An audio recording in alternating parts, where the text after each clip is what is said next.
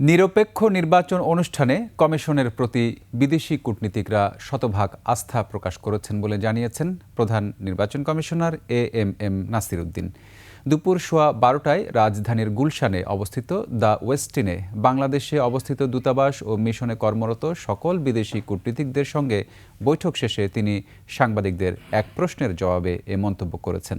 এ সময় তিনি বলেন, একটি অবাধ, সুষ্ঠু, নিরপেক্ষ ও গ্রহণযোগ্য নির্বাচনের জন্য আমরা কি প্রস্তুতি নিয়েছি তার সমস্ত প্রক্রিয়া সম্পর্কে তাদেরকে জানানো হয়েছে।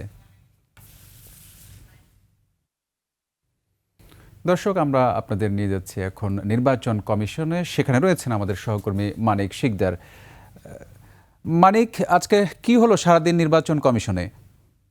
আপনি জানেন যে গুনে গুনে আর মাত্র 17 দিন বাকি আছে নির্বাচনের, এবং এই ত্রয়োদশ জাতীয় সংসদ নির্বাচন নিয়ে ইতিমধ্যে সারা দেশে যে প্রচার প্রচারণা চলছে তারই অংশ হিসেবে আমরা দেখতে পাচ্ছি বিভিন্ন দলের প্রার্থীরা তারা কিন্তু বাড়ি বাড়ি গিয়ে বা ভোটারদের কাছে গিয়ে নির্বাচনের জন্য তাদের ভোট চাইছেন। কিন্তু এই ফাঁকে যেটা ঘটে গেল, কিছুক্ষণ আগে প্রধান নির্বাচন কমিশনার কথা বলেছেন একটি হোটেলে। সেখানে উপস্থিত ছিলেন বাংলাদেশে নিযুক্ত বিভিন্ন দেশের হাই কমিশনার এবং কূটনীতিক যারা ছিলেন তারা।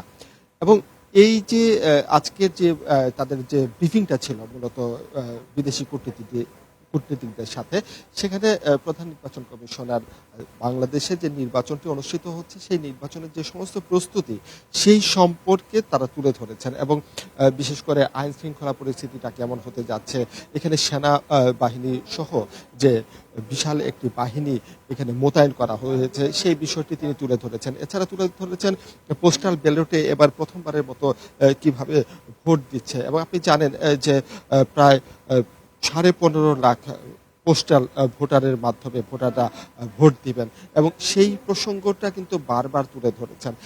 আরেকটি বিষয় যেটা তুলে ধরা হয়েছে সেটা আমরা যতটুকু জানতে পেরেছি, যদিও আমরা সেখানে ভিতরে উপস্থিত হতে পারিনি, কিন্তু উনি বাইরে আসার পরে আমরা যতটুকু সূত্র পেয়েছি এবং যতটুকু জানতে পেরেছি সেই বিষয়টা হচ্ছে যে এবার যে গণভোটটি হচ্ছে এবং গণভোটের নিয়ে জনমনে যে ধরনের আশা আকাঙ্ক্ষা বা শঙ্কা যাই বলি না কেন সেই বিষয়টাও তুলে ধরা হয়েছে।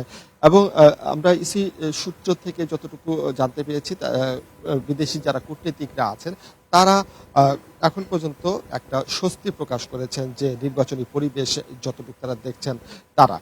আরেকটি তথ্য দিয়ে আমি শেষ করতে চাই, সেটা হচ্ছে আপনি জানেন যে নির্বাচন কমিশনে একটি আইন শৃঙ্খলা একটি সেল গঠন করা হয়েছে, এবং সেই সেলে বিভিন্ন ধরনের অভিযোগ পড়েছে। এখন পর্যন্ত 12টির মতো অভিযোগ এসেছে, এবং তার মূলত আচরণবিধি লঙ্ঘনের অভিযোগ বলেই বলছেন নির্বাচন কমিশনের পক্ষ থেকে। তো রক্তিম, এই ছিল আমার কাছে এখানে থাকা সর্বশেষ তথ্য।